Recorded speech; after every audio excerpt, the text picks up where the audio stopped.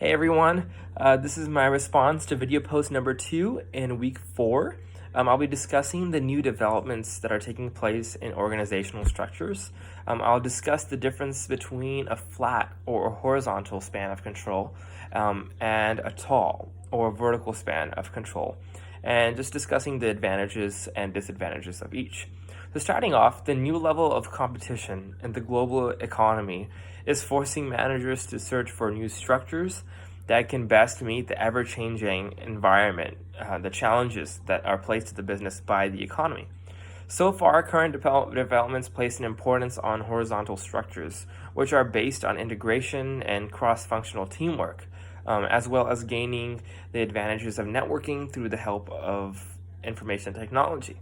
But in recent years, there has been 3 new developments that businesses have been taking on to incorporate into their own structure. The first is team structures, which is essentially using permanent and temporary cross-functional teams to accomplish these tasks. The main intention is to break down functional chimneys, think of like a top-down effect, and increase information sharing and create more effective lateral relations that improve problem solving and performance. The second type of structure is network structures. This consists of central businesses with cores that works with a network of outside supplies and service contractors. The key word is network. You're trying to branch out. You're trying to rely on the help of others for them to provide supplies, for them to provide services so that you don't have to do it all on your own. So this is basically developing new strategy alliances that can sustain your operations without having to own all the resources in order to do so. The third is boundary-less organizations.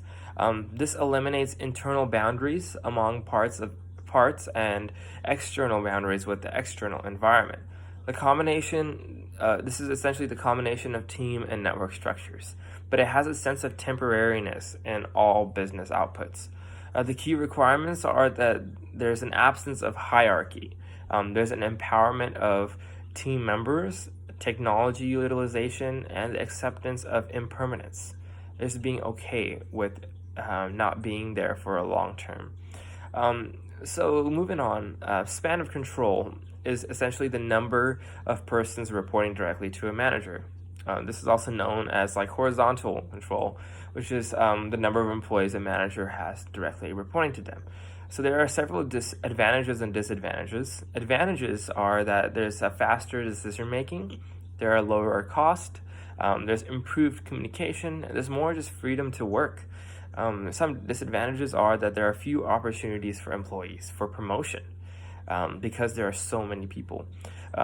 There's also poor discipline, there's poor relationships, there's like a sense of lack of unity or strong relationships between lower level employees and higher level like management.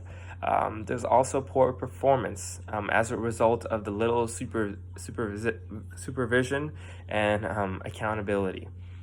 Also moving on, so the vertical dimension to this, it refers to the number of employees that are indirectly managed by the manager.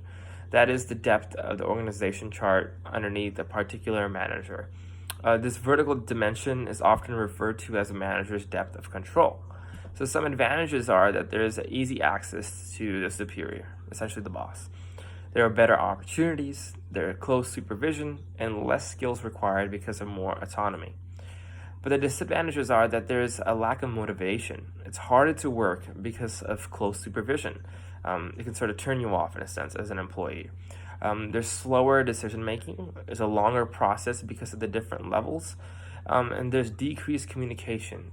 Like there's difficulties understanding the issues of the lower levels by the superiors. So this is all, the horizontal and vertical spans of control is important to realize as an organization and which one you wish to have. It can really affect, I believe, the longevity and the productivity of your business, and it has advantages and disadvantages that really need to be considered. So thank you guys for listening. I hope you guys have a wonderful day.